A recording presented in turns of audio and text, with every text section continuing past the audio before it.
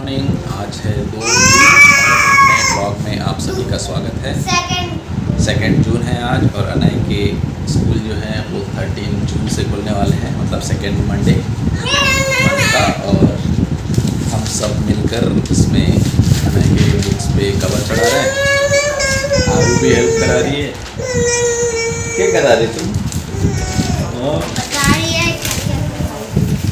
तो बस सारे कवर लग जाएं, फिर उसके बाद अपना काम शुरू करेंगे। ओई ओई ओई ओई नहीं, ये हमारा सेटअप है, यहाँ चल रहा है हमारा काम। तो बस इनके काम के बाद हमारा काम शुरू होगा। तो जैसा कि आपने देखा है या देख रहे हैं कि इसमें मैंने जब ब्लू लगाया तो उसका एक कॉन्ट्रास्ट अलग दिखने लग गया है। और मैं मैप्स को लेके हमेशा काम करता हूँ, ओल्ड मैप्स जिसमें इस्तेमाल मैं करता हूँ, जिसका रेफरेंस में मैं कभी कभी लेता हूँ। लेकिन ये जो मैप क्रिएट किया गया है ये पूरी तरह वो मेरे खुद के उससे है, इसका कोई रेफरेंस नहीं लिया गया है। तो कई बार होता है जब अननोन मैप्स को भी आप पेंट करते हैं, क्योंकि कुछ चीज़ें आपको रेफरेंस की ज़रूरत नहीं पड़ती है, उसका एक वैल्यू, उसका एक महत्व ऐसे ही होता है जब आप सिर्फ पेंटिंग को एंजॉय करते हैं। तो जैसे कि जब हम देखते हैं कि मैप को साइड से साइड व्यू या टॉप व्यू का एक जो उसका दोनों ब्लू और उसको डिफरेंशिएट करने के लिए मैंने एक हल्की लाइट लाइन का इस्तेमाल कर रहा हूँ। जैसे कि जब आप कभी मैप देखते हैं तो वो दिखता है और उससे एक अलग सी चमक बाहर आती है। और ये चमक के लिए नहीं है, ये आप जब रियलिटी में देखेंगे तो आप समुद्र और ज़मीन के बीच में एक हल्का सा वाइट सैंड का जो एक रिफ्लेक्शन दिखता है वो कामों में भी दिखता है। धीरे धीरे ये काम जैसे बिल्डअप होता जा रहा है और उसमें और क्या पॉसिबिलिटीज़ हैं वो निकल के बाहर आ रही हैं। तो धीरे धीरे आपको मज़ा आएगा इसमें, और इसमें फॉर्म्स को, उसमें चीज़ों को ऐसे अलग से निखार कर सामने बाहर लाया जाएगा। और क्या हो रहा है कि जैसे इसमें बहुत सारे किस्से हैं हमारे गांव में, जहां छत्तीसगढ़ में, वहाँ कई बार जंगल के जो हाथी हैं वो गाँव पर हमला कर देते हैं। हमला गाँव पर नहीं करते, मेरे ख्याल से वो लोग उस जगह को बचाने के लिए ही ये करते हैं। हमने अपने जो दायरे हैं इतने बड़े कर लिए हैं कि उनके लिए जगहें ख़त्म हो गई हैं।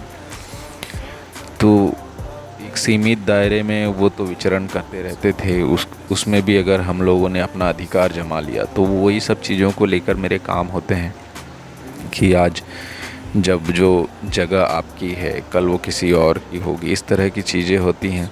और जो ह्यूमन बीइंग है वो तो लोगों को जगह कैप्चर करने के लिए तो उन लोगों को मास्टरी हासिल है। तो इस तरह के अनुभव जब हम फील करते हैं तो हम उस चीज़ को लेकर काम भी करते हैं। तो उसी फीलिंग के साथ, उसी चीज़ों के साथ ये काम को शुरू किया गया था और इसका धीरे धीरे एक अलग रूप लेता जा रहा है। तो जब कंप्लीट हो जाएगा तो ये आने वाले सोलो एग्ज़िबिशन में आपको देखने को मिलेगा अहमदाबाद में। और वो डेट मैंने शायद किसी ब्लॉग में डिस्क्लोज़ किया है। तो बाकी इसका इनविटेशन और शो के ब्लॉग्स भी आप लोगों को देखने को मिलेंगे।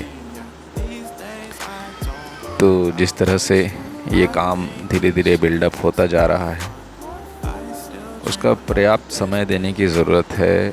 और कई बार होता है बच्चों के साथ थोड़े डिस्टर्बेंस हो जाती हैं। कई बार जब काम करने का मन होता है तब बच्चे आके उधम करते हैं। तो फिर भी उस चीज़ को मैनेज करते हुए, क्योंकि एक दोनों चीज़ों को मैनेज करना बहुत इम्पॉर्टेंट है और यही मैनेजमेंट ही आपको एक अच्छे पेरेंट्स बनने पर वो करता है, सहयोग करता है।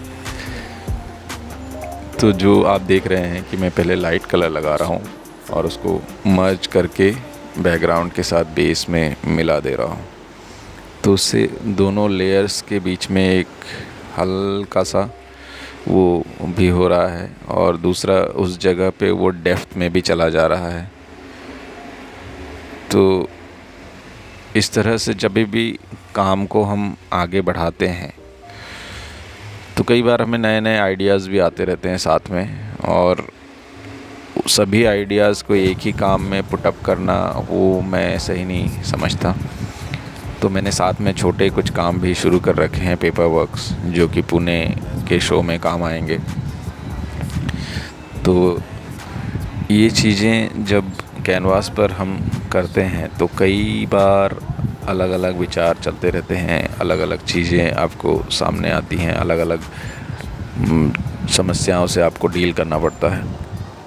कई बार आप जब कलर लगा देते हैं वो उस संवाद के बाद आपको वो कलर अच्छा नहीं लगता, फिर उसको आपको मिटाना भी पड़ता है। तो इसलिए संवाद बहुत ज़रूरी है, काम को सामने रख कर देखना बहुत ज़रूरी है।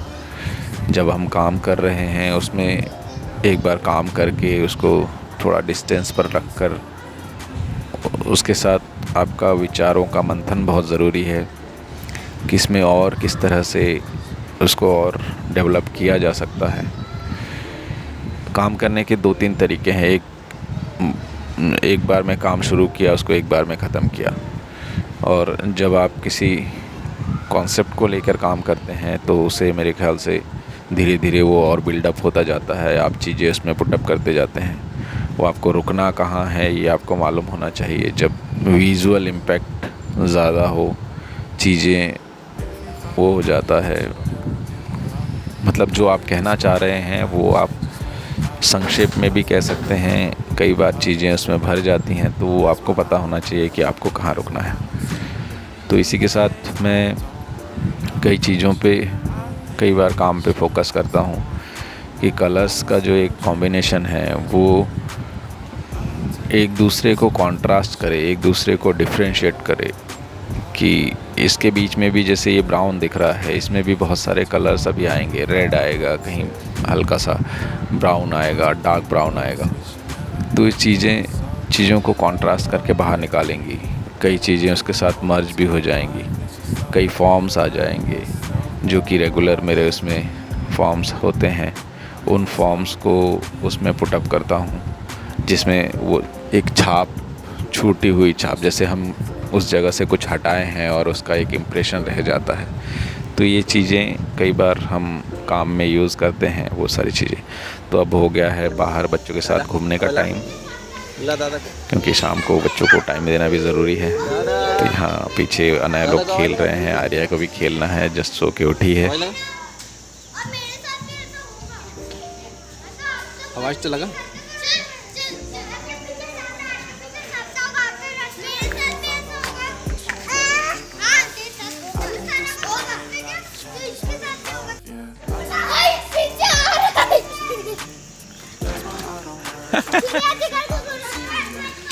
किसको हो गया?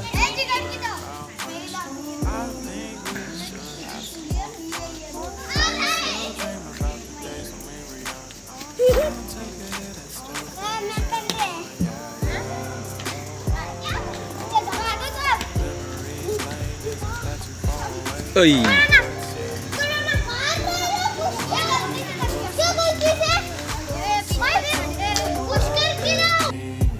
आरू आरू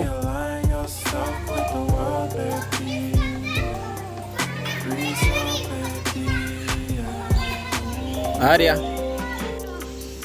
ये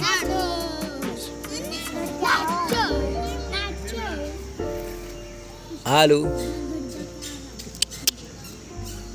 तो यहाँ बज रहे हैं रात के 1:30 और इसी के साथ आज के ब्लॉग को करते हैं हम यहीं एंड।